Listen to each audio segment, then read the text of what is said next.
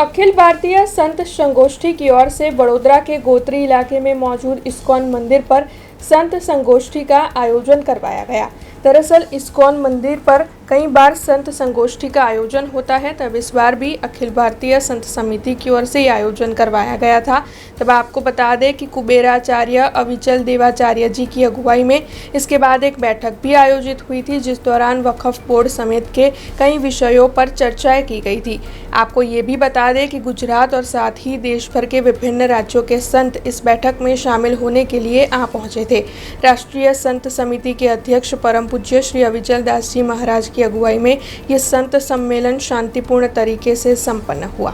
प्रांतीय बैठक मળી જેનો ઉદ્દેશ હતો કે આ સરકારે વકફ બિલમાં જે સુધારા વધારા કરીને પાસ કરીને જે કાયદો બનાવ્યો એના માટે અમે સરકારને અભિનંદન આપવા માટે ખાસ કરીને પ્રધાનમંત્રી અને ગૃહમંત્રીને અભિનંદન આપવા માટે આ બેઠક મળી છે।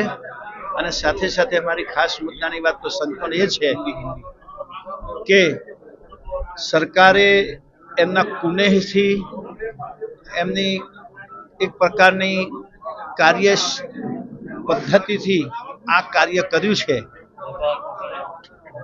આમ જોવા જાવ તો પૂર્ણ બહુમત ભારતીય જનતા પાર્ટીને નહોતો, છતાં પણ એમણે મહેનત કરીને આ કાર્ય કર્યું।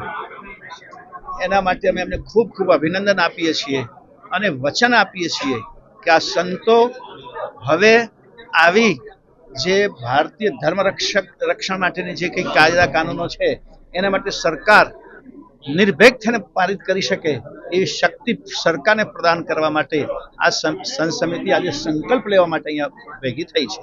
એક થવું જોઈએ કારણ કે યોગીજી કહી રહ્યા છે કે બટોગે તો કટોગે। બરાબર છે, એટલે એ જ વાત છે।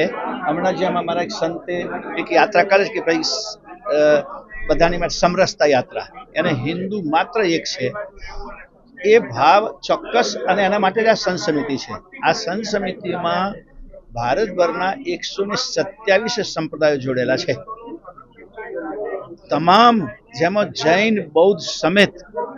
એટલે એ સંગઠન એટલા માટે કાર્ય કરે છે કે બધા હિન્દુ એક બને।